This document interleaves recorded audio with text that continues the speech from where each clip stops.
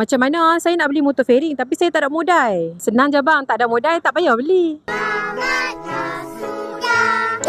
Alah, kita nak melawak sikit pun tak boleh. Tapi tak apalah, kalau abang tak cukup modal sangat, abang boleh je beli motor ni. CF Flight 250 SR daripada CF Motor. Abang kena layan video ni sampai habis. Motor yang tak payah modal besar pun abang boleh pakai dia. Ni dia entry level fairing daripada CF Motor. Walaupun entry level tapi main dengan 249.5cc, double overhead cam single cylinder dan juga liquid cool. Sebenarnya kalau untuk entry level spek macam ni dah cukup dah bang. Mari kita tengok dari segi handling dulu. Walaupun motor murmur tapi tetap main dengan teleskopik fog dekat depan. Dekat belakang pula pakai monoshock. Untuk tayar depan ni ada single disc brake 2 piston kaliper. Untuk bahagian belakang pula single disc brake single piston kaliper. Motor pun main lengkap dengan ABS 2 channel depan belakang, siap main dengan TCS lagi. Lagi satu abang tak payah pening lah walaupun motor ni dah di downgrade kan, tapi tetap main dengan slipper clutch. Meter calculator ni biasalah, normal lah tu, tapi semua information ada dekat dalam ni tau. Dekat bahagian depan pula ada USB port yang support type C. Kalau abang buat long distance boleh lah charge handphone. Cakap pasal long distance ni, of course lah fuel tank capacity sebesar ni 12 liter. Riding position ni CF Motor kata ergonomik, tapi bagi dia agak ekstrim sikit, tapi okey lah kalau abang minat tak ada masalah. Abang nak dapatkan motor fairing ni mudah je, tekan beg biru nanti dia roja semua detail. Sekarang ni tak payah modal besar dah, boleh pakai motor fairing. Jomlah angkat SPG CF Flight 250 SR.